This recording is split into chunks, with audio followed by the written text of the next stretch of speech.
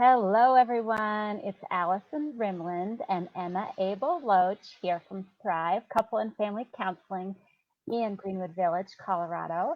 And we are here to talk to you today about something very exciting. So, I have a question for you, Emma. Yes, Have you ever had clients ask you how to have more and better sex in their relationship? definitely. That is a question that I get a lot at the beginning of therapy and even throughout therapy too, is sort of this noticing that couples do of saying like we want to connect emotionally, we want to connect better physically, and we're just not quite sure how to close that gap between wanting to and actually having it happen. Mm-hmm. Mm-hmm. Yeah, I think it's so true. People can get kind of stuck in habits and stuck in not communicating about it, and it's kind of Mhm. can be intimidating for people, and all kinds of things can Yeah, it get can in the way. be scary and hard to talk about. Uh-huh, uh-huh. And I'm thinking now too, especially with all of us under quarantine and having COVID-19 out there, that this is adding not only is it more important for couples to feel connected and close, Mhm. but also things are more complicated. Right. Yeah, definitely. There's different settings and different levels of exhaustion going on that just make it harder to feel like we're able to connect emotionally or physically in the way that we're used to being able to do. Yes, and privacy, like Right. there is none for some people. Right. Extra people or extra kids in the house. Yes, exactly. Yes, my children are staying up far later than they're ever have ever done before, and it's noticeable. Definitely. Yeah, yeah. So tell us, what else do we need to know about the importance between emotional connection and physical connection for couples?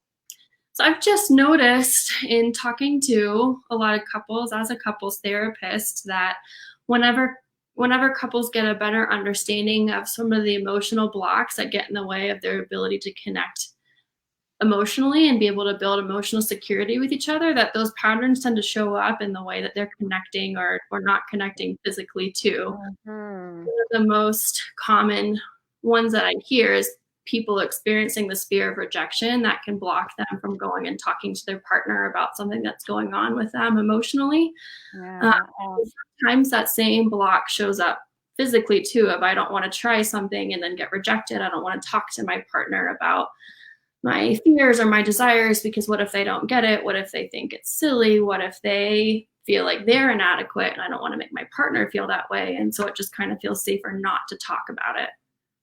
Boy, I can just imagine what that's like for so many people in their heads, like all this chatter about these what ifs and fears Mhm. and places where they feel self-conscious or fearful and I could see really getting stuck there. Yeah, it's a lot. It's a lot of things to keep track of and a lot of anticipations that pop up too that I know increase the more important, of course, your partner is, the harder it is to risk feeling rejected or inadequate or silly in front of them. And so, without feeling a high level of emotional security or safety to be able to take those risks, it's really hard to put yourself in that vulnerable position. Mm. So risks. What you're saying is basically, hi, Haley Scarma. So good to see you. What you're saying is we have to take risks. That sounds terrifying. Yeah, Tell definitely. us more. It's a hard task to take on confidently of trying to put yourself out there more with somebody that really matters to you. Hmm. But it sounds like it's important to do. Right, right. Of course, the only way to be able to build emotional security is to be able to talk about vulnerable, risky things and to know that it lands well and to know that my partner and I can have this type of in depth, personal, vulnerable conversations with each other and that it's okay. Right, right. Yeah, it's so counterintuitive, right? People think that if they're having self-conscious thoughts about themselves or their relationship or their partner's feelings towards them, that instinct to hide those things away is actually what you're saying is it's the exact opposite of what we need. We Yeah, need to take a risk to put ourselves out there to build that emotional connection right. so that we can have more and more enjoyable sex with our partners. Right. Yeah, I think that was Yeah. actually a really simple, straightforward way to say it of if I want to have an increased quality or quantity of physical intimacy with my partner, I also have to be able to take the risks or take the steps necessary to be able to have good emotional intimacy and emotional safety so that I have the foundation to be able to talk about those hard topics or, Yeah. yeah, vulnerable topics. Right. Well, it reminds me of one of my favorite books for couples. I know that you've read it too, and it's one of the ones that you recommend all the time to clients, and that is Emily Nagoski's Come As You Are Yes. book. And that's just such a great tool for helping couples to understand really common desire patterns. Because, gosh, when we have this misunderstanding that there's lots of people out there, particularly women in relationships, who have what people expect them to have in terms of a desire pattern that is spontaneous desire. It can be really tricky for couples to to have the kind of physical connection that they want when they're not understanding that in fact they might have a partner that has more of a responsive desire pattern.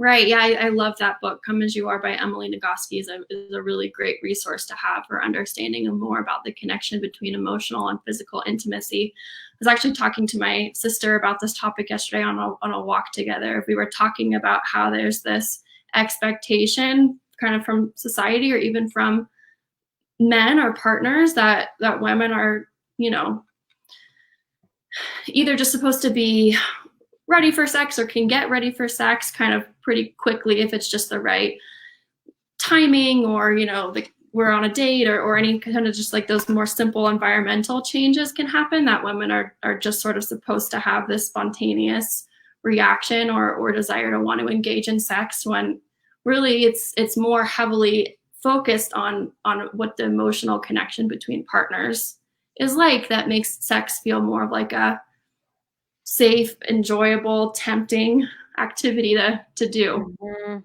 Mhm. Yeah, I love that. Yeah, especially, if someone's sitting there thinking, gosh, my partner isn't attracted to me. That's why they're not, that's why we're not having sex. That can really be a place to get stuck. Yeah. Well, thanks so much for all of your wisdom, Emma. We see a great comment there from Haley saying, the more important your partner is, the bigger the risk. Love that. Gosh, it's true. The more we love each other, the scarier it can feel to be vulnerable, and yet it's so important. Yeah. Um, so, any last thoughts today on our topic about emotional intimacy and how it's the secret sauce to great physical intimacy?